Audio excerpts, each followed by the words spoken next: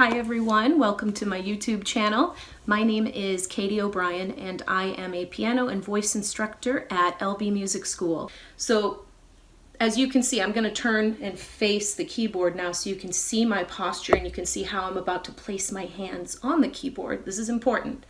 So I have it now so that my bench has me so that I can sit up straight and rest my hands on the keys without my wrists sagging. You know, you never want to have lazy wrist syndrome. I just made that up. Lazy wrists, right? But you also don't want them craning up like this. I'm taking a look at my hands right now. You don't want them up like this. You don't want them sagging. You want them parallel to your lap, okay? That's a healthy approach. It's gonna, trust me, you don't want to make things difficult on your hands and wrists. So the other thing I'm gonna say is, before you start playing, you want to understand how to actually place your fingers on the keyboard. So I see a lot of beginner students, they kind of splay their fingers here and they move them way up, or maybe they move them way too far back. That's uncomfortable. What you want to do is look at your palms, right? Pretend that you're holding a couple of tennis balls, right? So they're a bit curved. Your fingers are going to be a bit curved, and then turn them over, see?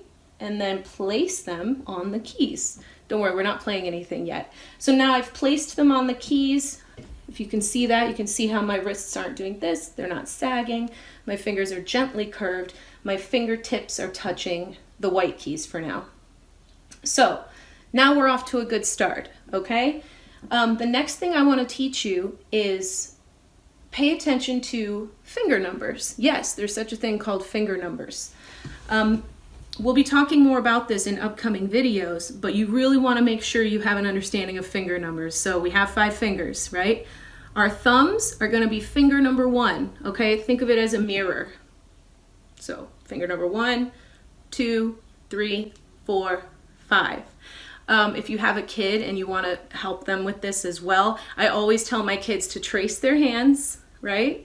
And mark the numbers. So again, it's like a mirror. Like you can have them go like this. You can do it yourself. Like this. And we have 1, 2, 3, 4, 5. That's going to be important as we start learning how to look at music, but also how to play simple, basic chords. These are a lot of fun. You're going to start learning how to play chords. You're going to be able to accompany yourself on some really basic songs, and you're going to be amazed at what you're capable of in a very short period of time. Okay? So that's what we got for today. Stay tuned for more. I hope you find the keyboard of choice that that works best for you, and I hope you can just start practicing at least your posture and sitting in front of the keyboard. So get ready, get set, go, and I'll see you in my next video.